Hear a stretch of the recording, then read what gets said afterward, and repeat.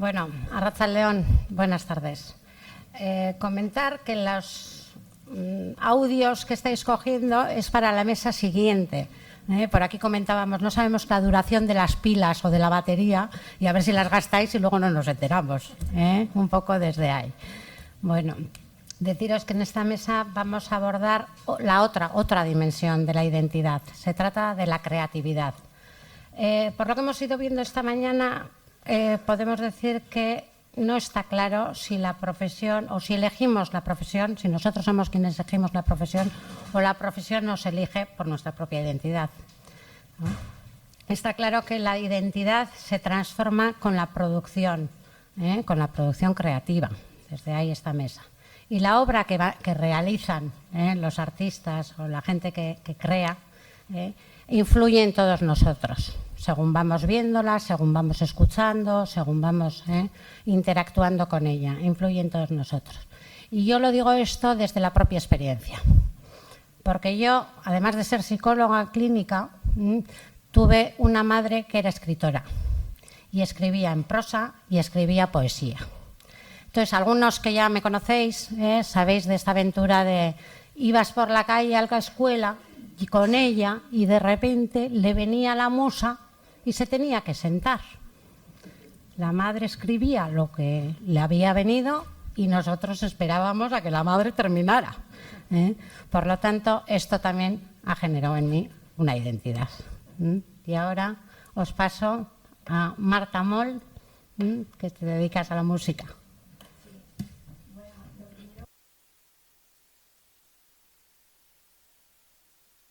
Ok, perdón. Bueno, buenas tardes. Me gustaría agradecer primeramente a la Fundación OMIE la invitación y en particular a Ernesto. Gracias por abrir este debate complejo, interesante, también a los creadores para hablar desde el arte y desde la creación. Para mí es un placer estar con Elvira y con Íñigo y compartir esta mesa. Bueno, para tratar de reflexionar sobre estos dos conceptos, yo voy a dividir mi intervención en 3 puntos. La primera voy a hablar del poder de la música. En la segunda hablaré de la música como elemento en la identidad personal, social y cultural. Y en la última hablaré de la creatividad como concepto y en el proceso creativo musical. Y al final me gustaría hacer una reflexión sobre la posición actual de las humanidades y de la música.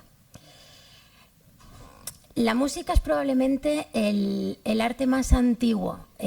No se conoce ninguna civilización que no haya tenido música. La música ha estado ligada al ser humano desde sus orígenes. Para los griegos, la música era la actividad más interesante por su doble condición sensitiva y racional. La música se percibe por los sentidos y se analiza por la razón. Fue el matemático Pitágoras el que dio las claves para analizar la música desde la razón. Gracias a él conocemos las 7 notas musicales, como las conocemos hoy en día, do, re, mi, fa, sol, la, si, la distancia entre 2 notas, los intervalos musicales y las escalas. Sin duda, la música ha sido el arte más debatido por todos los filósofos, creo que de todas las épocas, quizás buscando un equilibrio y una armonía dentro del caos. Todos escuchamos música en mayor o menor medida, voluntaria e involuntariamente. El ser humano tiene una predisposición natural a la música. Desde antes de nacer, escuchamos el corazón y la respiración de nuestra madre y al nacer el primer sentido que se activa es el oído, antes que la vista. Y de hecho es el último que se apaga antes de morir. Para Nietzsche, que escribió muchísimo sobre música y firmaba muchas de sus cartas como malogrado músico, el oído era el órgano del miedo que se desarrollaba en la oscuridad. En cualquier caso, en el oído vive la fantasía y la vista determina. El oído nos mantiene alerta, nos mantiene nuestro equilibrio y es un órgano que ha suscitado muchísima investigación, tanto desde la musicología como desde los propios músicos. Tenemos una capacidad innata para procesar la música. Cuando escuchamos una melodía, escuchamos notas independientes y somos nosotros los que convertimos las notas en una melodía y le damos un significado y un valor a esa melodía. En un principio, la música se utilizó para imitar la naturaleza. Escuchar el mar, los truenos, el silencio, tiene una reacción en nosotros, nos causa una sensación y por consecuencia una emoción. Hay dos corrientes de pensamiento, una que dice que el sonido afecta a nuestro cuerpo y luego a nuestra emoción, y otra que habla que primero nos afecta la emoción y luego tiene una reacción en nuestro cuerpo. La respuesta del hombre frente a la música está influida por varios factores. Uno de ellos es el impacto de la onda sonora en el cuerpo. Otra tiene que ver con la sensibilidad del oyente y por último con su estado anímico. En cualquier caso, las ondas sonoras serán distintas dependiendo de la música, de las propiedades de la música.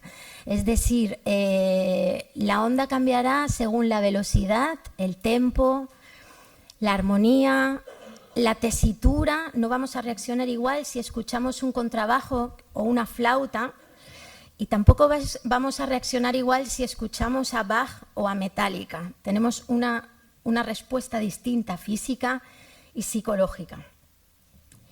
Además de la recepción física y su consecuente reacción, la música nos ayuda a desarrollar la inteligencia emocional, nos ayuda a sentir y a expresar emociones, nos ayuda en la empatía. Antes hablaban del racismo, la música une, la música, esta polifonía que hablaban en la mesa anterior, la polifonía solo existe si existen las diferentes voces, no solo dialogan, sino que son necesarias. Con lo cual en música, la música nos hace a todos iguales. En un coro todos son iguales, da igual de dónde sean o cómo sean. Son necesarios todos, por poner un ejemplo. La música mejora nuestro estado físico y psíquico, con lo cual afecta directamente en la salud. Y tiene una influencia enorme en las personas porque al afectar emocionalmente cambia el estado anímico y por lo tanto cambia el comportamiento de la persona. El matemático británico Hardy dijo que en su libro Autojustificación de un matemático, dijo que la música se podía utilizar para estimular la emoción de las masas, pero las matemáticas no. La música es determinante para la construcción de la identidad personal, social y cultural. La música hace que se activen las zonas del cerebro encargadas de la empatía y de la imitación. Por eso cuando escuchamos una melodía sentimos una emoción y la sentimos como propia. Si escuchamos una música triste sentimos tristeza y si escuchamos una música alegre nos da energía. Es por esto que se activa en el cerebro. Cada persona se siente identificada con un tipo de música y no solo con la música, sino con la historia que cuenta y sobre todo con las sensaciones que le provoca, con la emoción que le provoca. La música pasa a ser un espejo de nosotros mismos en el que reconocer emociones y en el que compartir emociones. La música ha sido a lo largo de la historia y sigue siendo un símbolo de las diferentes culturas. Cada tribu, cada pueblo, cada lugar tiene su propia música. No existe un solo pueblo sin música. esta música le distingue e identifica. La música tiene el poder de hacernos viajar en el tiempo y podemos estar escuchando hoy lo que se escuchaba hace muchos años. Y esto tiene una relación con el sentir social. Por ejemplo, los himnos lo que hacen es hacernos sentir una unidad y una pertenencia a través de la música. La música folclórica se nutre de las raíces y de las costumbres de cada región y provocan lo mismo, hablan de la historia y del pasado que es proyectado en el presente. La música, en este caso, es un espejo de la sociedad, del pensamiento de la época y, por lo tanto, de la historia de la humanidad. En el caso de los músicos, la identidad se construye en la condición de músico, de artista. El artista busca identificarse a través de su obra, intenta plasmar su visión del mundo y a veces se confunde el qué hace y cómo lo hace con quién es y cómo es. El músico lo que busca es contar quién es, cómo ve el mundo, y como los músicos necesitamos hacer algo que trascienda, el vehículo que es la música es el camino directo hacia la emoción. El músico no solo expresa ideas, sino que las vive. Los artistas estamos continuamente expuestos y esta exposición también forja la identidad y la libertad creativa. El músico-intérprete vive siempre en una dualidad de artesano y artista. Para abordar el término de creatividad, que pienso que es muy complejo, porque para algunos la creación es desde la nada, es crear algo desde la inexistencia, y para otros es tener una idea original y nueva.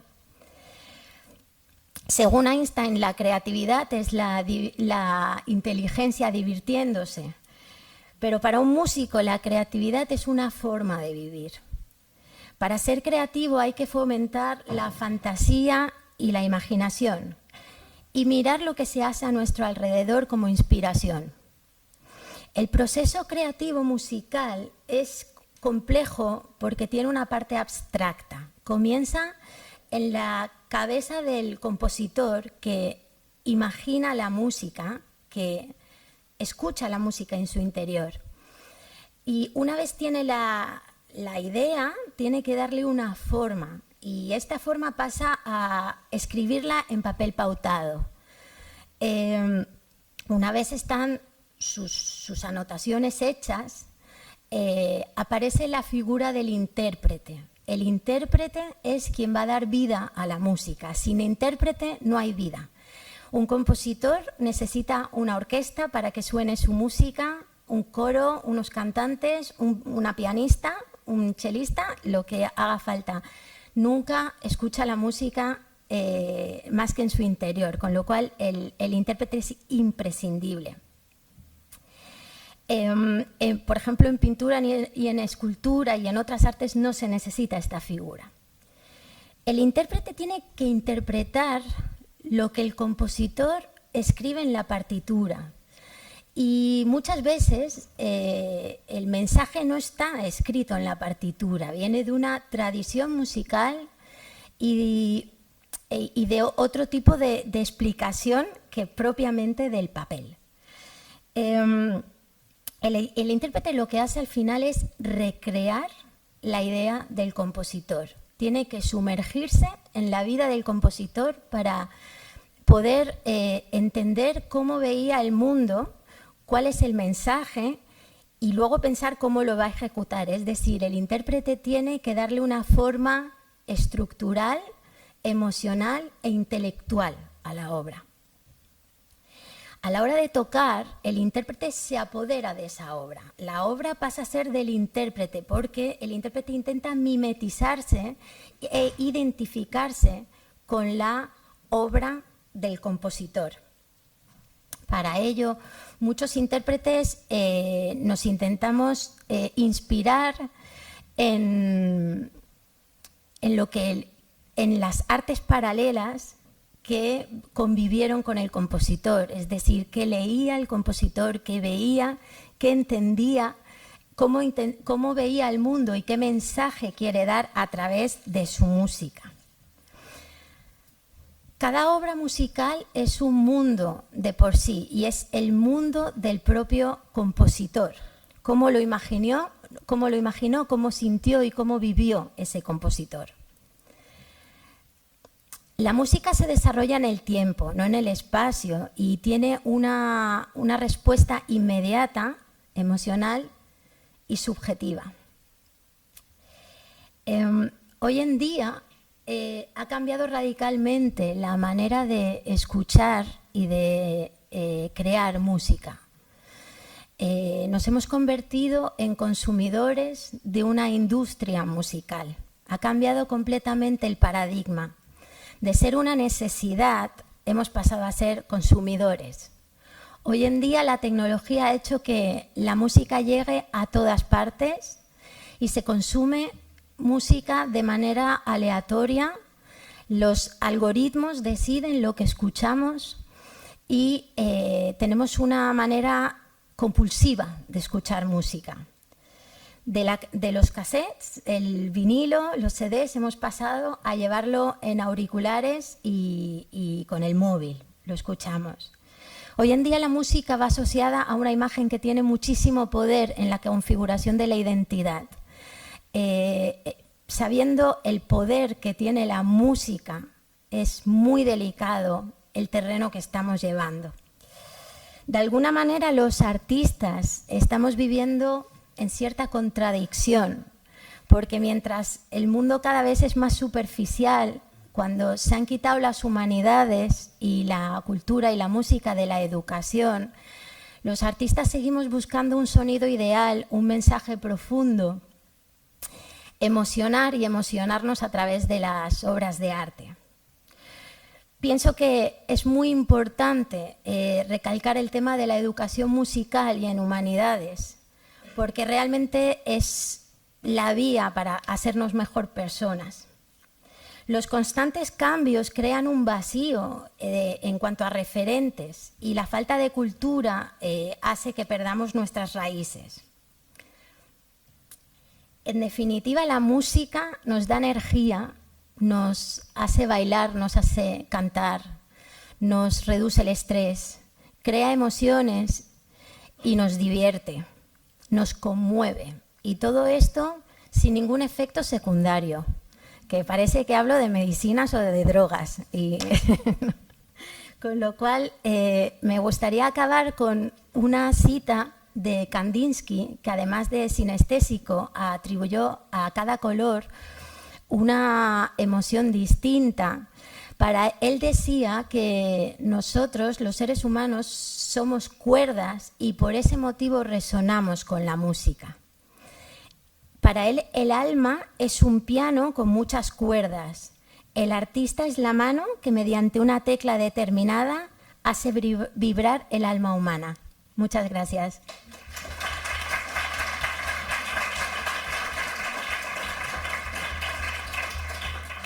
Muchas gracias, Marta, porque tú misma has dado paso a la siguiente artista, que es la pintura, Elvira Mateos. Bueno, buenas tardes. ¿Se me oye bien o no? Tienes que apagar. Apágala ahí. Bueno, ya sé que son horas críticas, que estamos haciendo todos la digestión y nos cuesta un poco. Entonces, os voy a contar una historia que me pasó. Estudié aquí en Bellas Artes en Leioa y fíjate, teníamos 20 años, fuimos a una charlita un poco obligados, de una chica que nos iba a hablar sobre la autoría de la obra desde el punto de vista legal. Y imaginaros con 20 años tragaros ese muermo después de una jornada entera en clase, y llegó una chica muy maja, bien tapadita, y a medida que iba pasando la charla se iba quitando una capa, otra capa, otra capa, otra capa. Claro, estábamos todos pues muy concentrados en el asunto, a ver cómo iba a acabar eso, ¿no? Y acabó en una camiseta de tirantes, pero acabó justo en el final con todo el mundo muy concentrado, ¿no? Y quería un poquito, yo no me voy a despelotar en este momento, pero voy a intentar usar la imagen, igual que ella la usó, para captar vuestra atención, y vamos a construir la imagen a lo largo de toda la charla, espero que juntos, ¿no? Voy a empezar hablando de una muchacha que nació en 1864 en un pueblecito al noreste de París, que se llamaba Camille Claudel. Aquel que sepa francés, que no me dé con la gorra porque mi pronunciación es pésima, pero bueno, esta chica tenía unas dotes estupendas para esculpir en barro desde que era muy pequeña, y su padre, que se percató de ello, intentó potenciar esa parte creativa y consiguió que ingresase en la Escuela de Bellas Artes Superior de París. Allí estuvo con un catedrático llamado Alfred Boucher, que descubre un talento innato en esta muchacha y le hace una pregunta. ¿Tú conoces a Godin? Esta chica que vivía en un pueblecillo, que no tenía acceso, estamos hablando del siglo XIX, no tenía acceso a un smartphone en el que pudiese ver la obra de otra persona, aunque viviese a pocos kilómetros, no conocía nada de él, y se queda tan impresionado con su obra, y no solo con su obra, sino con las similitudes con la obra de Rodin, que les pone en contacto. Es ahí cuando empieza una relación no solo laboral, porque la coge como pupila, sino también una relación amorosa, tormentosa, pero muy creativa, ¿no? Muy enriquecedora.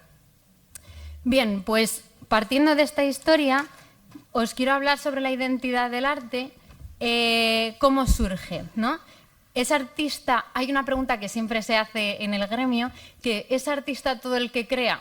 Porque todos conocemos a una tía Paqui que ha estado toda la vida en cursos de pintura, que la tía es creativa más no poder, que tiene una técnica impresionante, pero no la consideramos artista.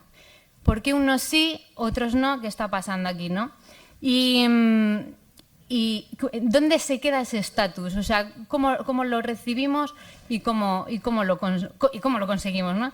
Entonces, yo que tengo un padre psicoanalista, me pasa mucha lectura y bueno, empecé a leer sobre la necesaria función del otro. Cómo necesitamos que el otro nos considere artistas, y para ello es necesario no solo a un otro, sino esa obra que sea considerada una obra de arte. Entonces se produce una triangulación entre artista, obra y receptor, receptor o no me sale ahora la palabra, pero la historia es que gracias a esa triangulación os voy a contar algo que nos pasa mucho a los artistas cuando estamos creando, y es que nunca vemos terminada nuestra obra hasta que no se la presentamos, por ejemplo, si alguien te ha hecho un pedido o en una exposición. Nunca lo terminamos hasta que no recibimos la aprobación de la otra persona, que te dice, uy, qué bueno esto. Entonces ya te quedas como, sí es bueno. ¿No? Y ya te vas haciendo la idea de que realmente hay algo en ti o hay algo en eso que has plasmado, que yo los llamo los aullidos internos, que realmente es una obra de arte, y empiezas a creerte realmente que eres un artista, ¿no? Es un poco cuando leía sobre Lacan, que es infumable, así yo como artista que no soy psicoanalista, me cuesta mucho, pero me resultaba muy curioso el tema del estadio del espejo, cuando ese papá coge a su niño, le enfrenta al espejo y le dice, mira, ese eres tú. Bueno, pues creo que eso mismo pasa cuando nos enfrentamos ante un espectador que está viendo nuestra obra y nos dice, es una obra buenísima, eres un artista, ¿no? Es un poco eso, ¿no? Entonces aquí vemos cómo se produce un juego de identificaciones donde el sujeto introyecta esa identificación y se identifica con la imagen, ¿no?, que le está devolviendo el espectador. También se construye con lo que queremos ser, pero no somos. De ahí que nos nutramos tanto de los referentes artísticos, ¿no? O sea, al final, tú para hacer una obra necesitas un camino de investigación para poder llegar a algo un poco consistente, porque al final un bodegón va a ser siempre un bodegón, pero para que tenga alma, para que tenga vida y que le diga al otro, es necesario que haya ese camino, ¿no? Y claro, es aquí cuando me enfrento a una frase que dice Lacan de es tan loco el loco que se cree rey como el rey que se cree rey. Claro, todos nos viene a la cabeza ese artista excéntrico, ¿no? Que cuanto más nos identificamos con nuestra imagen de artista, ¿no?, cuanto más artistas somos, más excéntricos, más locos, ¿no? Y quiero volver aquí a Camille Claudel y su paso por los círculos de arte. Os contaba que tuvo una relación amorosa con Rodin y él y todo el círculo, claro, la tenía en una alta estima porque era una tía muy competente y se la intentaban llevar a todos los eventos del mundo del arte. La historia es que ella empezó a poner excusas. No se sentía cómoda, no se sentía a gusto y dejó de ir a todas las historias. Y sin darse cuenta que al final el mundo del arte es un juego de ilusiones. No solo necesitas saber que eres un artista, sino demostrar que eres un artista, y para eso hay que dejarte ver, ¿no?, por ahí. Y ella empieza a perder el reconocimiento, que es algo que la asume en la melancolía absoluta. Bueno, no sé si sabéis su historia, pero acaba en un psiquiátrico y demás, ¿no? Cuando os decía que el arte es un juego de ilusiones, es porque los artistas, en el mundo del artisteo, sobre todo en el plástico, no sé si será también en el musical, hay una frase muy dicha de que tiras una piedra y hay cientos como tú, porque es verdad. O sea, hay muchísima competencia, y más hoy en día con todos los medios audiovisuales que tenemos y tal, que nos nutrimos los unos a los otros que no veas, y siempre va a haber gente mejor que tú. Pero tienes que destacar y buscar tu identidad, ¿no? Ahora os quiero hablar sobre el proceso de creación. Leyendo mucho me encontraba en muchos sitios que se propone el arte como un lenguaje universal, cosa que a mí me hace flipar, porque pienso, ¿realmente el arte es entendible? O sea, tú vas a un museo de arte contemporáneo y la gente se queda satisfecha, o oyes la típica frase de ¿esto qué es? Lo podría haber hecho yo, ¿no? ¿Qué pasa ahí en los museos de arte contemporáneo? Que no conectan con el espectador. No, hay una desconexión profunda. Y sin embargo nos vamos al Prado, nos vamos a la Galería Uffizi, nos vamos a cualquier otro museo de este tipo con obras renacentistas o anteriores por lo menos a nuestro siglo, y lo que vemos nos gusta, lo sentimos nuestro, ¿no? ¿Por qué? Es una pregunta que me hacía mucho. Y empecé a leer, cuando me propuso Ernesto esta historia, empecé a leer mucho sobre Bion y bueno, sobre la imagen arcaica, porque, bueno, empecé a leer sobre el niño, cómo de primeras tiene unas imágenes vacías, ¿no?, de lo que está pasando, que vosotros sabréis más que yo de esto. Esas imágenes arcaicas, a través de la madre en la función alfa, las dota de significado. Y ese ensueño de la madre, que se llama función réveillée, o como se pronuncie, es ese estado de estar receptivo receptivo ante lo que el otro, mi niño, desea, ¿no? Y me manda esas imágenes que me manda, yo las doto de significado y se las devuelvo masticadas para que el nene las pueda introyectar, ¿no? Creo que en el arte pasa un poco lo mismo. Nosotros nos basamos en imágenes que a través del juego, esas imágenes conseguimos darles forma, ¿no? Conseguimos hacer sublimaciones de nuestras pulsiones y las plasmamos en símbolos.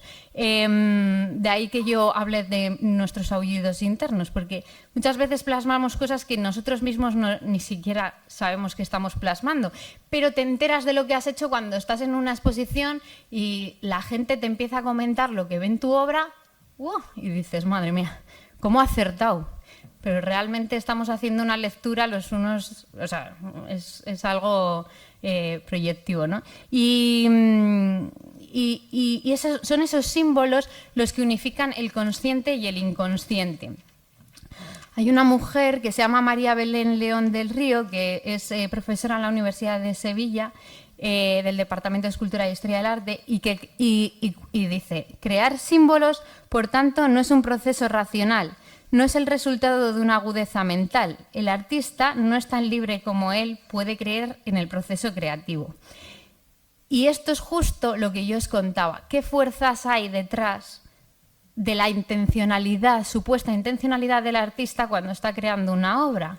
Entonces, dice también ella, creemos erróneamente que procede de nuestras intenciones. Presuponemos infantilmente que nos conocemos y que creamos cosas nuevas.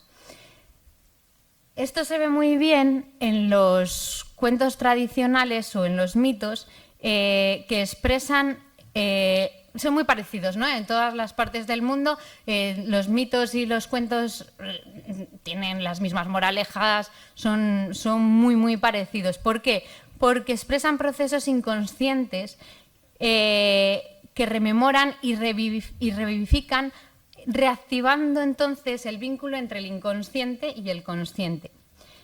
Bueno, en todo esto, ¿cómo afecta en el espectador? Que es algo muy curioso. A mí me ha dado para reflexionar mucho. Os voy a contar otra historia.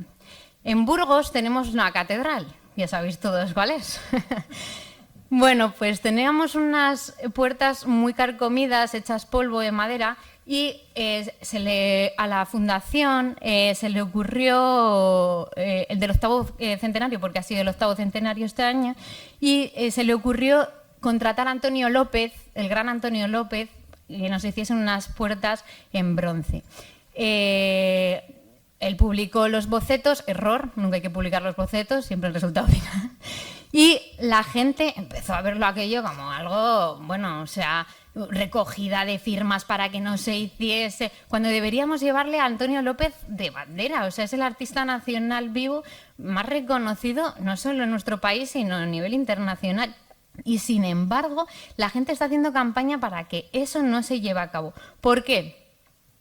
Creo que hay una necesidad en el espectador de introyectar la obra. O sea, de que, igual que vosotros cuando como terapeutas hacéis una interpretación con un paciente y ese paciente recibe esa interpretación, un poco os encontraréis reacciones de todo tipo, pero me imagino que ese paciente necesita su tiempo para hacer la suya, esa interpretación, para entender lo que el terapeuta le ha dicho.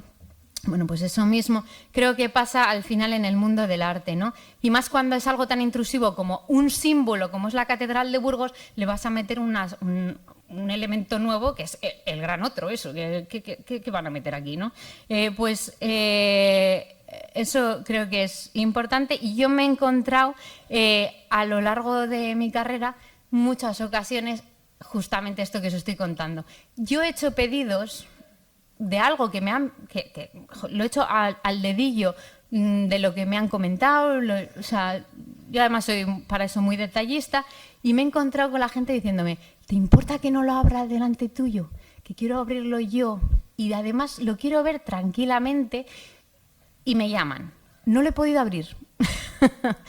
Voy a dejar que pasen unos días y lo vuelvo a abrir. Y eso me lo he encontrado no una ni dos veces, me lo he encontrado muchas veces, ¿no? Y tienen la expectativa tan grande de encontrarse con esa obra, que han puesto tantos deseos, tantas expectativas, que luego verlo, bueno, pues necesitan su tiempo para asimilarlo, para introyectarlo. Me pasó a mí también cuando tuve a mi primera niña, que estaba yo en el paritorio ya a punto de dar a luz y de repente sale y la matrona me hace así y sale el bebé y yo que lo veo tuve que mirar al lado y le dije, no puedo mirarla y me decía la matrona, ¿pero por qué no puedes? Digo, no lo sé. Y yo no encontraba el sentido a todo ello hasta que empecé a leer sobre esto y dije, claro, es que yo en mi niña he puesto también muchos deseos, muchas expectativas y me he enfrentado a un bebé que sale amoratado entero, ¿no? Hinchadete y tal, y yo necesito mi espacio para conocerle, necesito mi espacio, ¿no? Entonces aquí Aristóteles dice una frase que me gusta mucho que se dice, la necesidad de saber es algo que primero se siente y luego se piensa. Por último, os voy a hablar sobre la sincronización, que bueno, en cuanto leí sobre ello dije, uy, Dios mío, esto es un mundo muy de cuarto milenio, pero luego leyendo bastante empecé a unir cabos, ¿no? Primero os comento cómo Bion, cuando coge el individuo excepcional, ya sabéis que divide el analista en analista grupal, el analista místico y el artista. Y cogí la idea del analista artista como, según Bion, él ante el grupo, ¿no? acoge las instancias del grupo, las elabora y las repone en una comunicación eficaz. Creo que eso mismo es lo que inconscientemente hacemos los artistas, porque no solo en la obra estamos plasmando un inconsciente individual, sino también el inconsciente colectivo, ¿no? Esas imágenes primitivas que nos mueven a todos como una especie de matriz, ¿no? Hacemos la función reverie que hablábamos antes, le dotamos de significado, igual que los cuentos tradicionales o los mitos, ¿no? Al final cogemos lo que decíamos, ¿no? Esos mitos, esos sueños y esos miedos más profundos de la humanidad y les ponemos como un símbolo. María del Pilar Quiroga Méndez, hablando sobre la obra de Jung, comenta, el artista y la obra de arte se convierten en la vía para que la colectividad se haga cargo de su inconsciente. El arte es el vehículo que muestra qué es lo que en una época se reprime, se necesita o se anhela. Me encantó. Esta frase me pareció que aunaba un poco todo lo que se estaba contando, ¿no? Entonces, creo que en el arte, al final, los procesos del inconsciente empiezan a volverse universales y más despersonalizados, convirtiéndose así en importantes transformadores sociales. Aquí acabo ya un poco contándoos una conclusión final sobre la sincronicidad que yo me he topado a lo largo de estos años de trabajo. Cómo de repente en artistas de diferentes sitios me encontraba similitudes de obras, ¿no? Os contaba Camille Claudel con Rodin, pero también os cuento, por ejemplo, las pinturas rupestres que en aquel momento tampoco tenían smartphone. Fijaros cómo los símbolos que usaban eran prácticamente los mismos, cómo hay esa sincronicidad. Una historia muy curiosa es como un curador americano llega a La Habana y se encuentra con la cartelería que se hacía en los últimos 10 años. Viaja a Seattle, dice, leches, pero si es que tenemos muchas semejanzas y no estamos hablando de sitios y parecidos, ni con regímenes iguales, ni con culturas parecidas. se va a Teherán y le pasa lo mismo. Y es allí cuando decide hacer una exposición acerca de, se llama Poster Show 69, sobre la cartelería que se hizo desde el 2003 hasta el 2013 entre estos artistas locales de La Habana, Seattle y Teherán. Y explica precisamente eso, las similitudes, los códigos que se repiten en todos los carteles que él se encuentra, ¿no? Bueno, esto es un poquito todo. Espero que os haya gustado. Y damos paso a Íñigo, que Íñigo le va a dar caña también.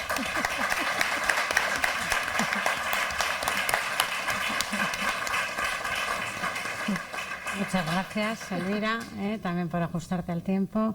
Y hablando de carteles, te toca la cartelera. Vamos al cine. Bueno, pues nada, se oye, ¿no? No, pues vamos a ver, por empezar por algún lado, ¿no? En primer lugar, bueno, por supuesto, es obligado dar las gracias a los organizadores de estas jornadas, en particular a ti, Miguel Ángel, y al público aquí asistente, entre tantos profesionales de las disciplinas sí, como se dice hoy en día, pues casi es un momento aprovechable para pedir cita inmediatamente. Van a ver ustedes que, por lo que voy a decir después, que falta me hace. Y luego también muy un placer de estar también con Tere, con Elvira y con Marta. Y de todas maneras, mi presencia en esta mesa espero... Vamos a ver, esto no es una excusatio non petita, pero espero que entiendan ustedes que es de algún modo, anómala, puesto que yo, por supuesto, no soy un creador, ni tampoco, bueno, artista, no sé, bueno, mi abuela decía que la cuerda floja, etcétera, pero no creo que sea una de las notas así principales, etcétera. Entonces, como aparezco en el cartel a título de filósofo, sea lo que sea eso, pues voy a intentar ejercer de eso, ¿no? Más o menos. Y entonces, claro, lo que voy a trazar aquí es, conectando con lo que han dicho mis antecesoras, mis compañeras, es intentar, como quiera que la mesa se titula Arte e Identidad, y estas dos ideas pues tienen evidentemente mucho que ver con la tradición filosófica, y como quiera que yo también estoy aquí a título de, no de cineasta, que no lo soy, sino de hablar de cine de alguna manera, de cómo estas dos ideas en sus intersecciones mutuas también de alguna manera aparecen penetrando, atravesando el campo de los fenómenos cinematográficos, pues voy a dedicar mis 20 minutos a, de manera más o menos paritaria, por así decirlo, simétrica, a hablar de estas dos ideas fuerza, ¿no? Que son ideas fuerza además muy pregnantes en nuestros días. Por un lado la creatividad y todos los conónimos, creatividad, creación, creador, que es una verdadera idea fuerza. Fuerza quiere decir una idea con enorme productividad social, porque todos estamos requeridos de ser creativos, etcétera. Y luego la otra, que es identidad, que también es una idea fuerza, porque cualquiera no reivindica su identidad o frente a otras identidades, la autoidentidad y la heteroidentidad. Y entonces, como, vamos, mi gran conclusión va a ser quizás que yo no soy creador, pero que ninguno lo somos. Y entonces... y luego también, para clarificar un poco mi título, porque queda un poco raro esto de observatorios / laboratorios, ¿no? Y entonces con esto, estas son dos metáforas que recojo del área, vamos, del dominio de la historia y de la sociología de las ciencias, sobre todo, y de la filosofía de la ciencia. Bueno, entonces como el cine... Vamos, aquí en Bilbao hay para los que sean locales quizás lo hayan oído hablar, hay un festival que sucede todos los años que se llama Festival de Cine Invisible. Con esto quiere decir es un tipo de cine que trata de dar visibilidad a causas muy justas, pero en todo caso silenciadas, etcétera. Pero si te tomas el sintagma cine invisible en serio, pues eso es un círculo cuadrado, porque el cine tiene que verse, ¿no? Porque es un arte que tiene que ser visible. Cine invisible es como decir música silente. La música silente, pues hombre, sí, la de Pitágoras, la música de las esferas, o la de John Cage, que no se escucha. O pintura invisible, como, bueno, sí, Bruno Malevich en El Límite, pero el cine tiene que verse. Entonces, como tiene que verse, yo he preparado una presentación visual, todo este rollo, para decirles que he preparado un PowerPoint, que incluye, pues, y que no es este, pero lo encuentro ahora, que incluye, vamos, el PowerPoint incluye un visum de imágenes cinematográficas que espero puedan acompañar de alguna manera a mis palabras, ¿no? Y entonces, pues nada, vamos a ver. Sí, gracias, sí. Fíjense ustedes lo desastroso que soy, que me tiene que aquí. Bien. Entonces, en primer lugar, les voy a plantear un poco el itinerario que pretendo cursar a lo largo de los 20 minutos ya son menos, pero en primer lugar voy a hacer un prólogo sobre la idea de creatividad y creación. Ese prólogo va a ser Quizás controvertido, no lo sé, pero en fin, si es controvertido, discúlpenme porque no es mi intención, ¿eh? Y luego hablaré del cine como observatorio de identidades y el cine como laboratorios de identidades para finalizar, y esta es un poco la coda de mi presentación esta tarde, con una crítica de esta distinción, sencillamente. Entonces, el cine es laboratorio y es observatorio porque todo laboratorio es un observatorio, porque ese binarismo entre laboratorio y observatorio, en el sentido en que lo voy a plantear, es un binarismo gratuito, falso, falaz, mentiroso, etc. Bien. Bueno, entonces, empezamos con lo de creación. Pues, como digo, la creación las ideas que pertenecen al campo de los conónimos de la idea de creación, la creatividad, los creadores, etcétera, pues es algo que efectivamente todos tendemos a asociar con el mundo de los artistas, por supuesto, y que los artistas además tienden a asociarse a esta idea, ¿no? Y entonces, pero no solo los artistas, otros muchos gremios también presumen de ser creativos, cualquiera, en fin, porque hay una especie de obligación social en tanto que idea fuerza de ser creativo. Pero, naturalmente, esta asociación de la idea de creatividad o de creación al mundo de las artes plásticas, de las artes visuales, de las artes literarias, de las artes musicales también, pues es algo que tampoco procede ex novo, sino que tiene una fecha concreta de aparición desde el punto de vista de la ontología social. ¿Cuándo? Pues el romanticismo. Es decir, la creación sencillamente es una idea romántica, es un mito, pero no, en esto no quiero ser, tampoco estoy utilizando la palabra mito en un sentido peyorativo, sino en un sentido cuasi etimológico. Es una narración que es romántica y posromántica. Porque antes del romanticismo, los así llamados artistas no se consideraban creadores. Se llamaban artistas, que quiere decir, arte traduce, es una palabra latina que traduce tecne, que es técnica. Y entonces, llamar a los artistas creadores es algo que yo no discuto, bueno, sí lo discuto, lo voy a discutir ahora, pero es un movimiento romántico, ¿no? Es un movimiento romántico y posromántico. Y la idea de creación tampoco proviene de la nada, tampoco se la inventan los románticos por la fuerza de las entendederas de Schelling o de Tettens o de Kant o de Hegel o quien fuese, sino que resulta de una secularización dentro de la historia de las ideas de algo que sí que es relativamente nuevo, pero que proviene de la Edad Media y de las religiones creacionistas, que es la idea de creación de la nada. La idea de creación de la nada, esta sí que aparece de una manera relativamente nueva porque nuevo no hay nada, relativamente nueva en la época de las religiones creacionistas, esto es mucho más complejo, pero en los comienzos de la Edad Media, un poco antes. ¿Por qué? Pues porque esa es una idea, la idea de creación de la nada, que los griegos no es que no hubiesen conocido, es que Aristóteles la conoce, la recorre y la descarta porque es absurda. Es absurda. ¿Y por qué es absurda? Es absurda por algo que dice Parménides, ya, disculpen, en su poema del ser, de todos conocido, que es sencillamente que de la nada nada viene. Es nihilo nihil fit. Esta es la frase de Parménides. Bueno, Parménides la dice en griego, por supuesto, pero ha quedado sobre todo establecida culturalmente y codificada en latín.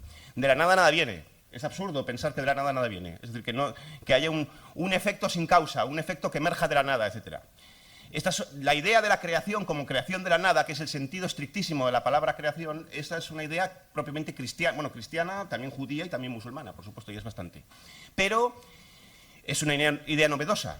Es una idea novedosa y que contrasta enormemente, pues, por ejemplo, con el carácter no creacionista, sino eternalista, por ejemplo, de la filosofía griega en general. Y es una idea que está asociada a otra idea, que es a la idea de la existencia de un Dios omnipotente, porque el único capaz de crear algo de la nada, que es algo muy difícil, crear de la nada es muy difícil, crear de la nada, imagínense ustedes, es cuando un mago hace aparecer una paloma de la chistera, pero de verdad, y sin chistera ni nada. Es decir, creatio ex nihilo sui et suiecti. El latín traduce esto como creación de la nada de sí mismo y de cualquier materia. Es decir, sencillamente que aparezca algo de la nada. Esta es una idea absolutamente abstrusa, es una hipóstasis metafísica que está asociada justamente a otro mitema, es el mitema de un sujeto omnipotente. Y en el romanticismo, esta idea teológica, que es una idea ontoteológica, creacionista, queda secularizada y ya no es Dios, ahora es el artista genial, el que crea de la nada con la fuerza de su mundo interior, de su mente, de su creatividad. Claro, me parece muy bien, pero esta es una visión, vamos a decirlo así, que es una visión puramente ideológica propia del gremio de los artistas, que naturalmente pues, están envueltos en su propia interpretación sobre lo que hacen, porque si reconstruimos luego lo que ocurre de verdad en la historia del arte, pues ocurre lo siguiente más bien. Ocurre que cuando nos encontramos, por ejemplo, ante una obra artística de la importancia indudable que pueda tener, pues, no sé, se me ocurre, por ejemplo, decir ahora el Palacio de Carlos V en Granada, o el Escorial en Madrid, etcétera, pues lo que tenemos que pensar es que efectivamente, por ejemplo, las columnas del Palacio de Carlos V, como palacio renacentista, o del Escorial, no proceden de la inteligencia genial de Juan Bautista de Toledo o de Herrera, ¿verdad?, que hacen surgir de la nada esas columnas. ¿De dónde provienen? Pues provienen de los templos griegos, por ejemplo, porque son exactamente los mismos órdenes arquitectónicos, con los mismos capiteles, el dórico, el corintio, el jónico, etc. Y entonces, pues, sencillamente que en el campo real, fuera de la ideología propia envolvente de los artistas, en el campo real de la historia del arte, pues unos estilemas de unas obras proceden de estilemas de las obras del pasado, que quedan descompuestas y recompuestas de alguna manera. Esto es un proceso que, por ejemplo, el filósofo español Gustavo Bueno llama diamorfosis, en el que justamente un objeto cultural queda descompuesto y después recompuesto en sus partes para dar lugar a otro objeto cultural distinto, y que, por citar otra referencia, Harold Bloom, que es un crítico literario de Princeton, extraordinariamente controvertido, sobre todo por su oposición a lo que él llama la escuela del resentimiento. Hoy en día Harold Bloom casi estará cancelado, pero bueno, como aquí no hay nadie, no importa que le cite. Harold Bloom llama la angustia de las influencias. Harold Bloom lo dice de una manera muy bonita y fíjense ustedes que son todos terapeutas, de una manera cuasi freudiana, vamos a decirlo así. Puesto que lo que dice Harold Bloom es que cualquier poeta moderno, y moderno para él tiene un estándar curioso de lo que es moderno, quiere decir, lo posterior al Beowulf, pues tiene que encontrarse con el hecho de que todo lo que quiere contar está contado ya. Hay monomitos para dar y tomar, ¿no? Y entonces tiene que contarlo otra vez, tiene que volver a decir lo mismo que se ha dicho antes, pero cambiando alguna cosa, matando al padre, vamos a decirlo así, matando al padre. Y entonces, esa es la angustia de las influencias. La angustia de las influencias proviene del hecho de que no se puede ser original, en literatura, por ejemplo. Es decir, que Thomas Mann no puede ser original porque tiene que de alguna manera recorrer los mismos pasos que dio Goethe, por ejemplo, o que Hemingway no puede ser original porque tiene que recorrer los mismos pasos que dio Mark Twain. Y entonces, si esto es así, si efectivamente parece que la novedad absoluta y la creatividad, por tanto, es imposible, ¿cómo recorrer esto en el cine? Esta circunstancia. Bueno, pues en el cine no hace falta, vamos, por invocar ahora cineastas que son de sobra conocidos, pero en fin, que también los presento.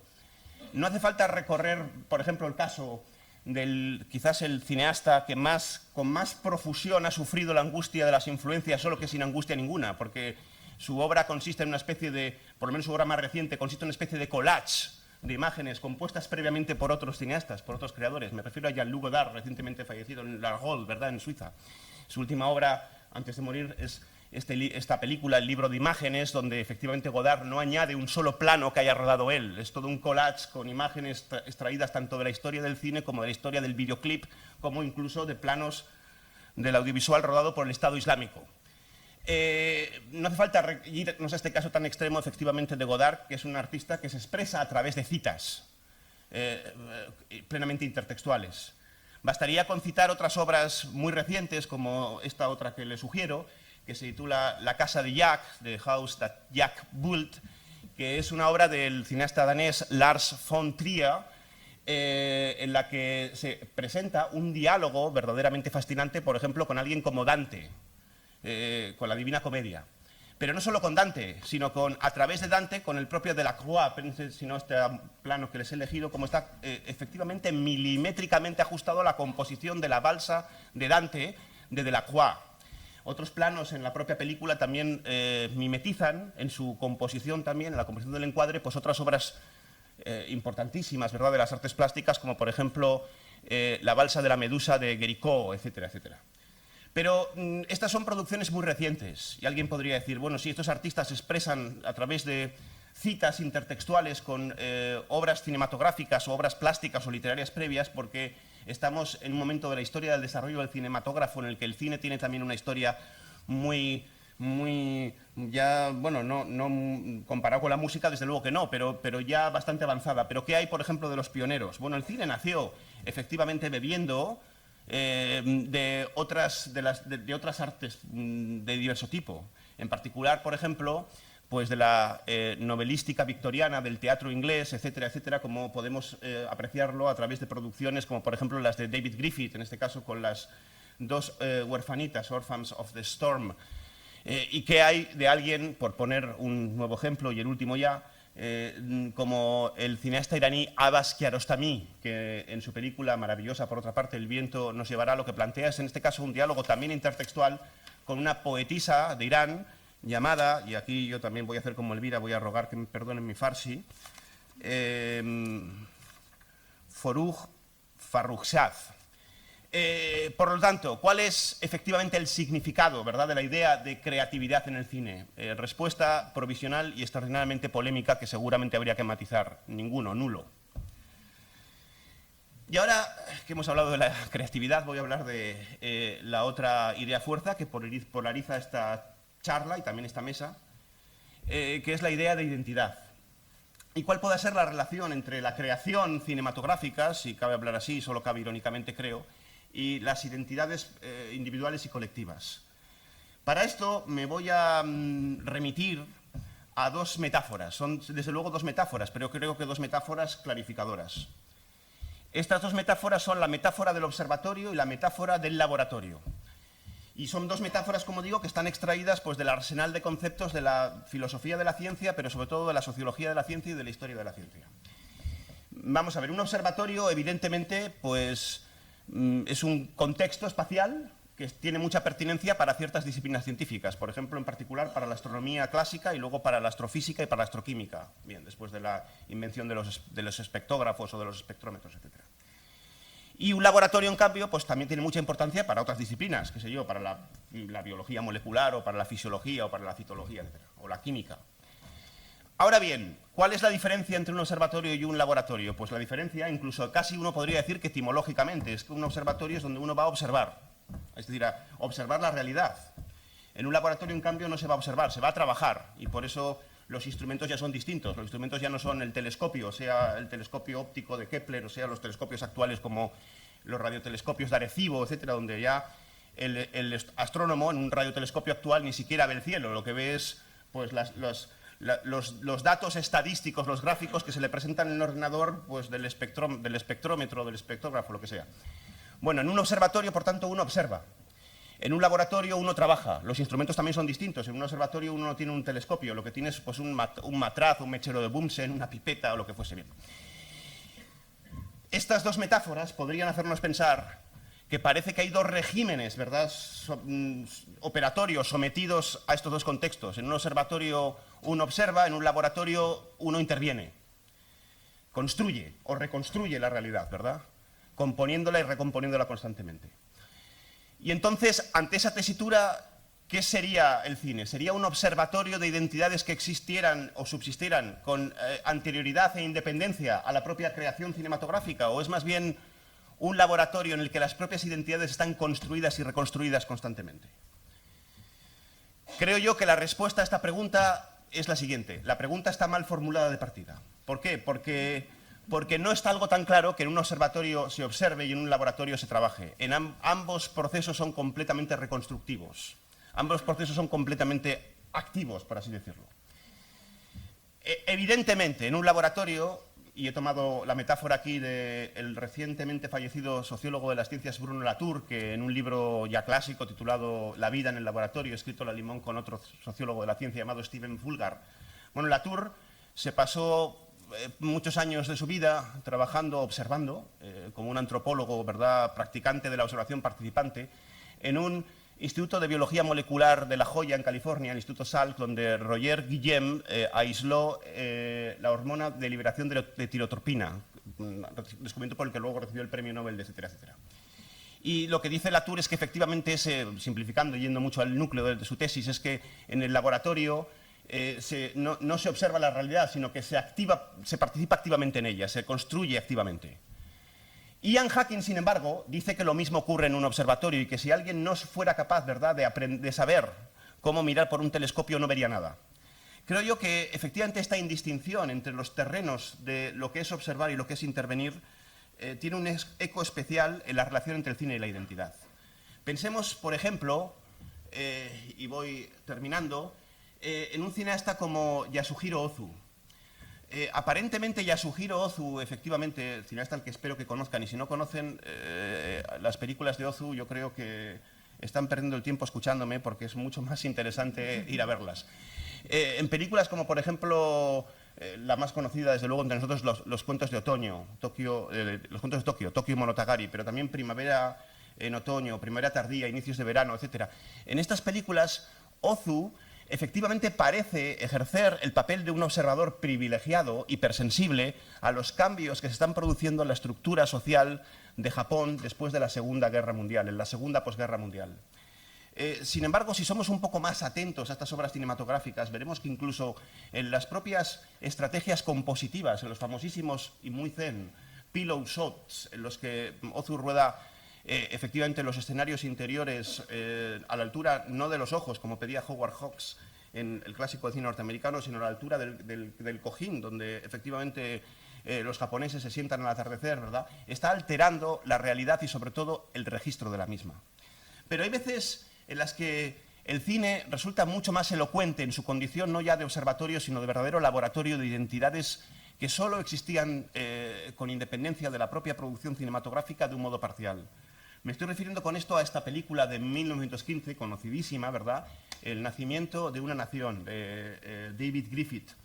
Esa película, cuyo título inicial iba a ser The Clansman, el hombre del clan, es una película que rueda de una manera absolutamente épica, casi como si fuese una epopeya cinematográfica moderna, ¿verdad? Las décadas posteriores al final de la Guerra Civil Norteamericana, a la época, ¿verdad?, que en la historiografía estadounidense se llama como la época de la reconstrucción a través de dos familias, los Stoneman y los Cameron. Unos han participado en la Guerra Civil luchando a favor del norte y otros a favor del sur. Y resulta que efectivamente ambas familias en el nacimiento de una nación quedan de nuevo arracimadas, una especie de grandioso happy end de reconciliación nacional a través del matrimonio de los pipiolos, tanto de la confederada como del norteño. Pero una de las protagonistas, antes del final, es víctima, ¿verdad?, de una intentona de violación por parte de un grupo de malvados afro-norteamericanos que han quedado liberados por los norteños después de la Guerra Civil. Tiene que intervenir como una especie, ¿verdad?, de deus ex machina o de quinto de caballería los hombres del Ku Klux Klan para salvar a la doncella. Esa película efectivamente describe un conjunto de instituciones sociales que existían con independencia y con anterioridad a la propia producción de Griffith. Pero la indumentaria, la iconografía que asociamos al Ku Klux Klan moderno está extraída de esta película, a través de la productividad social que tuvo. El propio presidente Wilson la vio en un pase privado a la Casa Blanca y al parecer quedó entusiasmado por ella. Por tanto, el cine no solamente es un observatorio de identidades que preexistiesen sustancialmente de una manera en sí, ¿verdad?, a la producción cinematográfica, sino que es también un verdadero productor de identidades. Podríamos efectivamente reflexionar acerca del modo como el cine también ha producido identidades no ya solamente políticas, étnicas, sino identidades incluso emocionales, regímenes del sentimiento. Ha ejercido el papel de una verdadera técnica casi, de una institución casi antropotécnica, para robarle la palabra a Peter Sloterdijk. Nos ha enseñado, por ejemplo, verdaderas lecciones de lo que podríamos llamar un ars amandi contemporáneo, generando emociones nuevas, a veces tóxicas o no.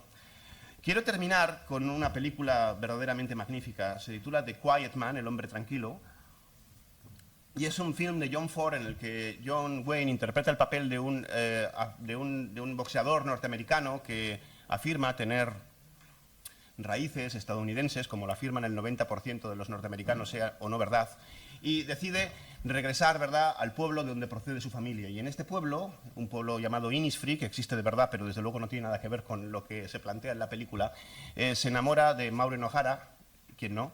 Y a través de esta película, John Ford inventa un modo de ser irlandés, inventa algo así como una identidad que podríamos llamar la irlandesidad.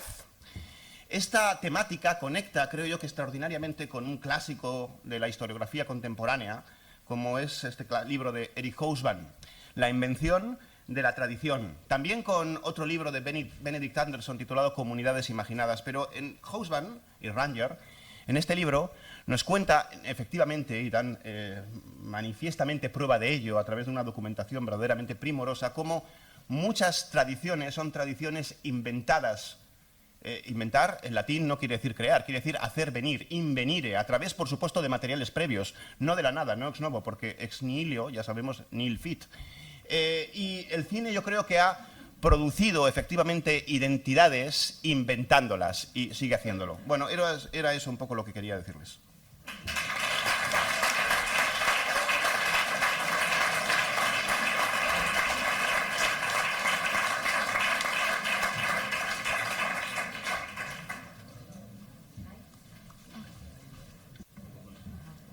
Bueno, muchas gracias, Íñigo, a ti también. Yo creo que lo has hecho muy ameno y hemos terminado despertándonos todos en la efusividad y pensando en qué película decía. Y bueno, pues ahora tenéis vosotros la palabra. Yo creo que habéis suscitado en los tres mucha...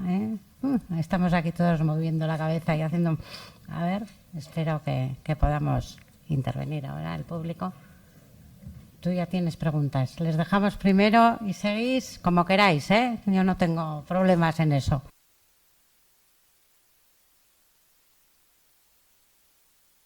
Puedes, sí. Diego, mientras... Elvira, porque me ha interesado extraordinariamente eso que ha dicho de que efectivamente entramos en el cine... Has negado que puede ser considerado un lenguaje universal, estoy de acuerdo. El cine, quiero decir, el arte. Sí. Y que entramos en un museo de arte contemporáneo y es difícil entender a veces las propuestas, ¿no? Es así, efectivamente. Yo creo que habría que radicalizar todavía el diagnóstico, porque a veces, de una manera hipersimplista, pensamos que es más fácil entender el barroco o la Edad Media. Yo creo que todavía más difícil, ¿eh? Porque uno entra, ¿verdad?, en una catedral románica o gótica o lo que fuese, ¿verdad? Y entonces, pues, por ejemplo, los elementos escultóricos, al no ser que sepa lo que es el tetramorfos, por ejemplo, lo que es, pues, qué sé yo, el pantocrator, lo que es sencillamente todo el régimen iconográfico, ¿verdad?, que es absolutamente imprescindible para comprender el románico, pues no entiendes nada tampoco. Y lo mismo se aplica al barroco, ¿verdad? Porque uno va a ver la pintura flamenca y entonces, si es la pintura flamenca religiosa, católica, Rubens, por ejemplo, pues al no ser que conozca uno muy bien la Biblia, como hoy en día no se conoce. El otro día una alumna me preguntó si, esto va en serio, si Poncio Pilato fue el inventor del Pilates. Entonces, es imposible detectar esto. Quiero decir que uno va a ver a Rubens y ¿qué va a decir si no sabes la Biblia, no? Y como digo Rubens, digo... O uno va a Rembrandt y entonces aquí viene la segunda parte y entonces dices, tampoco entiendes por qué Rembrandt pinta clases de anatomía o rondas de noche en lugar de pintar la Biblia. Pinta eso porque es protestante y entonces la iconoclastia protestante en la época de la Reforma y la Contrarreforma. Con esto quiero decir que evidentemente el arte contemporáneo es difícil de entender, pero el arte anterior al contemporáneo pues igualmente también, sí.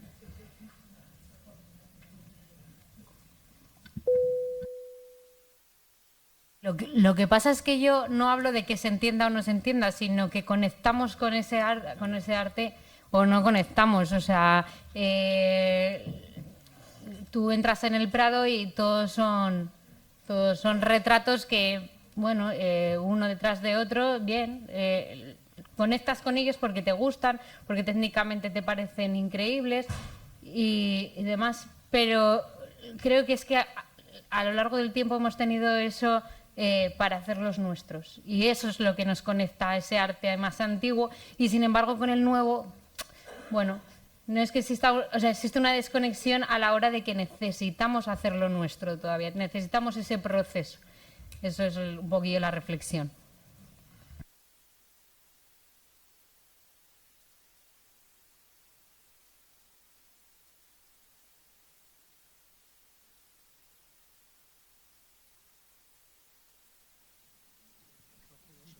A ver, 1, 2. Sí, tengo un comentario para los tres, porque después de escucharos me quedo con la sensación de que hay dos maneras de situarse ante el cine, la pintura, la música, ¿no? Pensar o sentir. ¿Qué recomendáis? Yo puedo pararme a escuchar una sinfonía de Beethoven y analizar, si supiera, su estructura y pararme a pensar en cuáles son las influencias previas y posteriores, etcétera, etcétera, o puedo sencillamente dejarme invadir por la música o por la película o por el retrato que decía Elvira, ¿no? No sé si o hay una manera de escapar a esa dualidad, no lo sé, os pregunto. Bueno, Voy a volver a decir la frase, que es que me ha venido justo al pelo lo que acabas de decir, la que decía Aristóteles, de que la necesidad de saber primero se siente y luego se piensa. Creo que ese es el proceso natural. O sea, cuando estamos ante un concierto, todos lo sentimos y luego lo vamos meditando en casa, cómo eso se ha quedado en nosotros. Ha creado algo en nuestra identidad, ¿no? Ha quedado un pedacito de ese concierto en nosotros. Lo mismo pasa ante una obra de arte. Al principio estamos ante ella y sentimos cosas, a veces de rechazo, a veces de amor profundo por esa obra, ¿no? Pero luego hay que hacer ese proceso de pensar qué supone esa obra para nosotros y por qué nos ha hecho ese sentimiento, ¿no? ¿Por qué ha generado esos sentimientos? Creo. Me parece muy interesante la pregunta. Yo, en cualquier caso, creo que primero es sentir y primero es la emoción. Lo primero, de hecho, es lo que te lleva a pensar después, a reflexionar. En el fondo, pienso que también tiene que ver en el mundo de la música con el tipo de música que escuchamos. Hay música que está hecha para la reflexión y para la introspección. Hay otra música que es totalmente para afuera, que es... que no tiene más reflexión, que no invita a nada más. Yo, en cualquier caso, pienso que lo primero en la música es la emoción que nos despierta, pero también tiene que ver con el oyente. Hay gente que necesita racionalizar el por qué me he emocionado o qué me está intentando decir. Y ahí viene el conocer. En relación a lo que comentaban de las obras actuales, es verdad que el arte moderno es complicado, quizás porque no nos emociona de entrada, porque no tenemos ese canal, pero no nos podemos olvidar que grandes obras de arte, en su momento, cuando fueron estrenadas, el público no conectó. Y no se volvieron a tocar en la vida. Y hoy en día forma parte de la discografía de cualquier persona que tenga música clásica. Entonces yo pienso que también hay un tema de tradición, de costumbre, de educación y de conocimiento, porque el arte requiere un poquito de entendimiento, por poco que sea. Tienes que conocer algo. Si vas a ver un museo, cuando vamos al Prado... es que estamos habituados, todos hemos estudiado esas pinturas, todos conocemos un poquito de qué nos están hablando.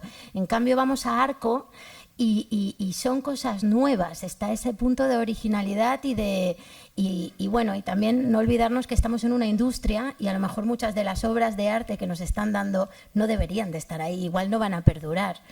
Muchas composiciones actuales no van a perdurar y Bach lo vamos a tener para siempre, ¿no? Entonces, yo creo que también hay algo con la industria y con la emoción que nos está cortando un poquito la vía. Pero yo, en cualquier caso, me quedo siempre con la emoción, porque es lo que nos va a hacer recordar. Si una música nos ha emocionado, es lo que te vas a ir con la emoción, no te vas a ir con el pensamiento. Luego, el pensamiento yo creo que puede enriquecer, pero primero siempre sentir. Perdón. Sí, no, yo muy breve mi intervención para responder a esta pregunta, que por otro lado es muy importante y obvia en estos asuntos de estética, ¿no? Yo creo que también me parece que esa oposición entre sentimientos y pensamientos, o se puede decir también emoción y razón, hay muchas formas de verlo, ¿no? Es un binarismo que también bebe del romanticismo. Tampoco es, desde el punto de vista de la historia de las ideas, tampoco es eterno. Quiere decir que antes del romanticismo no existe ese binarismo, no existe ese binarismo como un binarismo reconocido.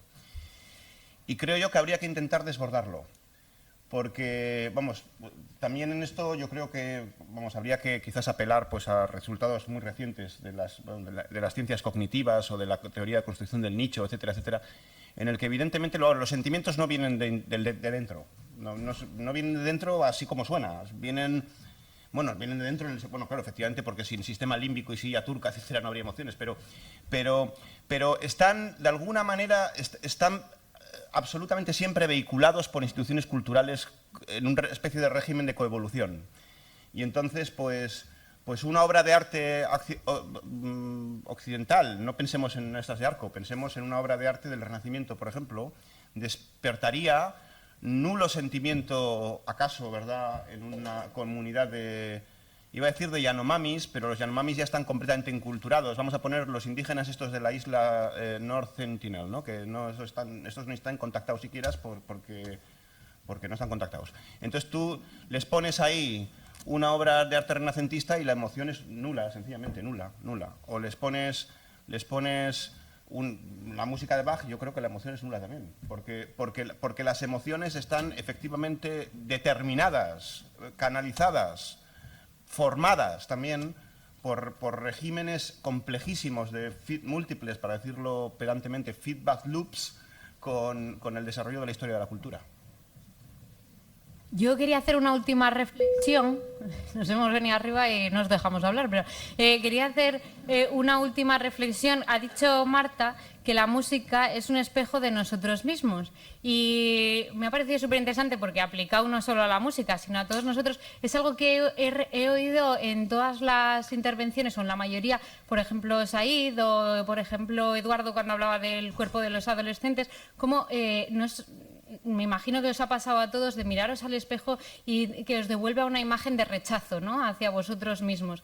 Y creo que el arte, pues justamente nos da ese reflejo de lo que nosotros también somos, de esa parte un poco el gran desconocido de nosotros, que no sé si queremos mirar de vez en cuando, ¿no? Y bueno, eso es esa pequeña reflexión.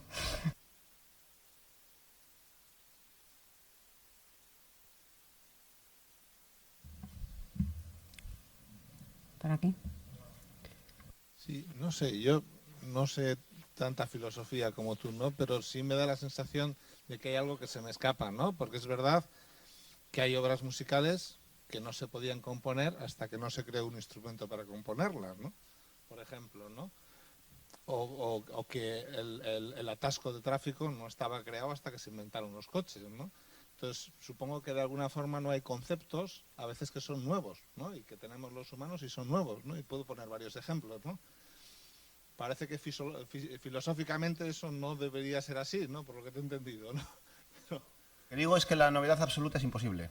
La novedad absoluta. Claro. Y entonces decir que hay conceptos que son nuevos, que son creados, es una forma de utilización de la idea de creación que es admisible, pero que es, en todo caso, equívoca con respecto a lo que significa creación literalmente, que es la creación de la nada. Entonces, que es además de donde procede la idea de creación postromántica asociada al artista.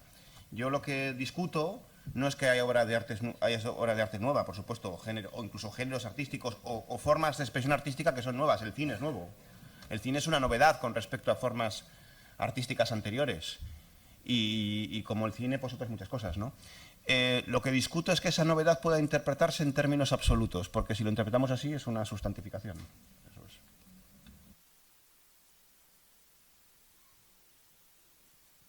Siguiendo con este concepto que planteas, Íñigo, yo retomo lo que se hablaba del arte abstracto, y el arte abstracto tampoco es de ahora. El arte abstracto podemos remitirnos, ¿qué me decís? De un románico, puede ser también como esto, pero a mí me emociona mucho más el arte abstracto que ir al Prado y ver esas pinturas antiguas. O sea, yo voy todos los días a presentar mis honores al amigo Chillida, y para muchos puede ser unos hierros colgados ahí en una roca, y a mí me emociona diariamente. Claro, pero yo no hablo del arte abstracto, hablo del arte contemporáneo. Claro, que en el arte contemporáneo también hay arte abstracto, pero sí, el arte abstracto al final es muy vanguardista, ¿no? Sí.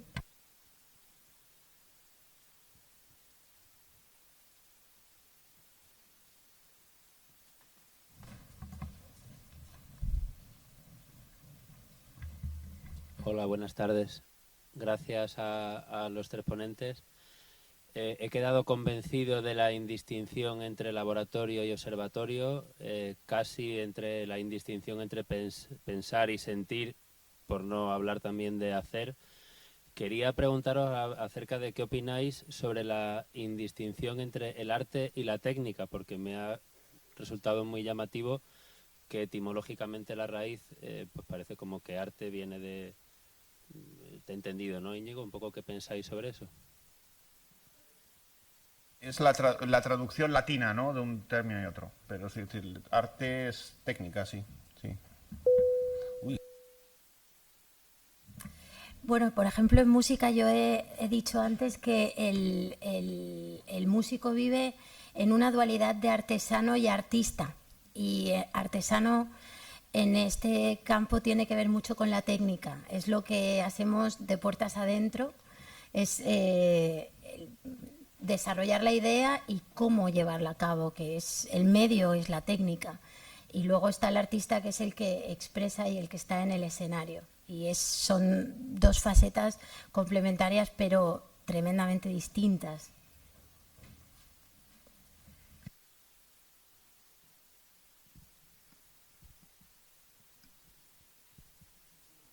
Sí.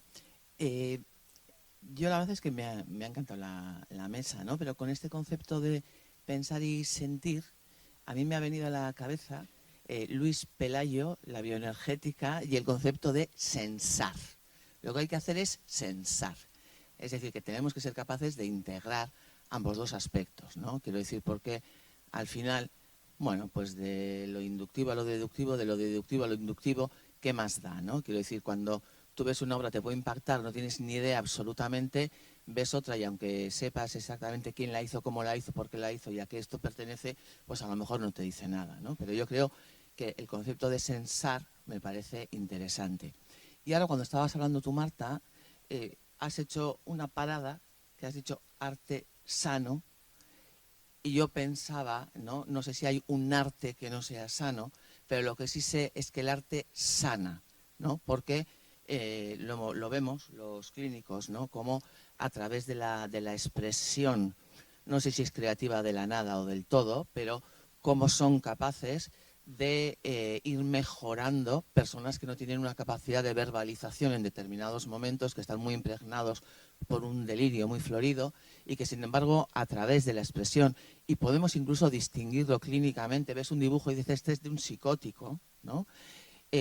No os vamos a hacer que dibujéis, pero a mí desde ahí me parece interesante también, ¿no? el pensar en la creatividad como un elemento que es un recurso humano sanador. Yo quería comentar una cosa. Cuando sabes técnica, dejas el sentimiento detrás. Es difícil cuando conoces la técnica escuchar y solo sentir. Muy difícil, porque siempre estás viendo otra parte que ya es una elaboración que de alguna forma me aleja del sentimiento. Bueno, chicos, creo que podríamos seguir. Sí, iba a decir, perdona. Quiero, porque tenían la mesa, entre ellos tenían algunas preguntas y voy a pedir tiempo un poquito para vosotros, no para vosotros, si teníais algunas preguntas entre vosotros. Yo pienso que en mi caso no es del todo cierto. Yo pienso que la técnica es la vía para expresar. Sin técnica, no, por ejemplo, en música clásica es imposible. Sin técnica, llegar a emocionar. Van de la mano y una cosa no existe sin la otra. O sea, no sé exactamente a qué te refieres con se pierde la... del espectador. Pensaba desde el escenario, vale. Cuando tú oyes un piano, ¿es igual que alguien que no sea pianista? Claro que no, pero en ningún caso. A mí me emociona cuanto más perfecto sea el mensaje, a mí la técnica es que ni la veo, y a mí me crea una emoción. Yo no estoy mirando cómo hace, estoy mirando qué hace y sintiendo qué hace, no cómo. También es verdad que hay obras y obras, o sea, hay obras que están hechas por virtuosismo, para mostrar el virtuosismo, pero son muy pocas, son realmente pocas. Yo pienso que la técnica es absolutamente imprescindible para emocionar. Es que no separo técnica y emoción, para mí es lo mismo. Vamos a tener que dejarlo. Nos toca hacer las preguntas entre nosotros si necesitáis respuestas de las cosas que esto, porque ahora hay que coger el esto y ahí sí que vamos a hacer cola, porque la siguiente mesa, que empieza a las 5:30, tiene traducción.